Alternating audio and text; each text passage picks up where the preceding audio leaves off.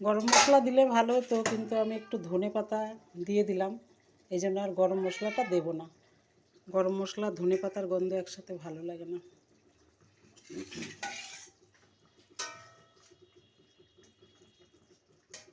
অল্প ঝোল রাখলে আমার আবার খুব লবণে পোড়া হয়ে যায়, জানি না কি হবে। দেখো তোমাদের কেমন লাগলো।